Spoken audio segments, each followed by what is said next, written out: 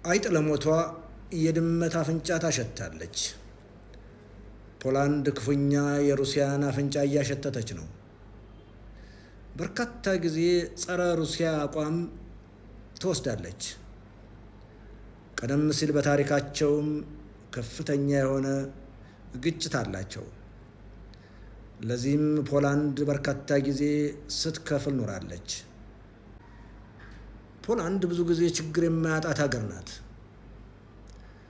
ይህ ችግር የሚነሳባት አንዱ በመሪዎቿ ስህተት ነው።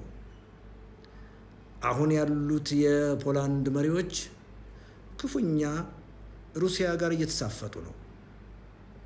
ሩሲያ የፈለገው ብትጨክን ከኒውክለር በታች ባሉ መሳሪያዎችን ዩክሬንን ትመታለች እንጂ ዩክሬን ላይ ኒውክለር ልትተኩስ አትፈቅድም። ምክንያቱም እስካሁን ሩሲያ ዩክሬን አገሯ ህዝቧም ህዝቧ እንደሆነ ትረዳለች። ፖላንድ ላይ ግን ጉዳይ አላቸው። ሰሞኑን የሩሲያ መሪ በፖላንድ ግዛት ላይ የሚበር ከሆነ አስገድጃ ወርዳለሁ፣ እሱንም እዣ አቀርባለሁ የሚል ዛቻ ሰማን። ይህ አስቂኝ ነው። ፖላንዶች ከሩሲያ ጋር የሚያደርጉት መሳፈጥ ምን ዋጋ እንዳስከፈላቸው ቀጥለን እንመለከታለን። ይህ በምስሉ ላይ የምትመለከቱት ቤት ተገልብጦ የተሰራ ቤት ነው። ጣራው ወደ ታች፣ ወለሉ ወደ ላይ ሆኖ ተሰርቷል። ይህም ፖላንድ ሩሲያ የምትመራው ሶሻሊዝም ያደረሰብኝን በደል የማስታውስበት ነው በሚል በባለሙያዎች ተጠንቶ የተሰሩ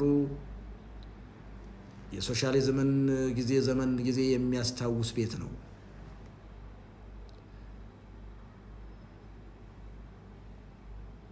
እነዚህ ቤቶች ሶሻሊዝም በፖላንድ ላይ ያደረሰባት ያሉትን የባህል እና ሌሎች ጥፋቶች የሚያስታውስ ነው። እንዲያውም ይላሉ ፖላንዶች የኮሙኒስትን ብልግና ምልክት ተደርጎ ይቆጠራል። ኮሙኒዝም በፖላንድ ላይ ያደረሰው ብልግና ባህልን፣ ፖለቲካን፣ ኢኮኖሚን እንደዚህ ቤት ግልብጥ አድርጎ ፖላንድን ችግር ውስጥ ጥሏት ሂዷል የሚል ነው። ይሄ በሌላ መልኩ ጸረ ሩሲያ አቋም ነው። ምክንያቱም በሶሻሊዝም ዘመን ፖላንድን ሶሻሊስት ሀገር ያደረገቻት የድሮ ሶቪየት ህብረት በዋናነት የሚመራው በሩሲያ ፌዴሬሽን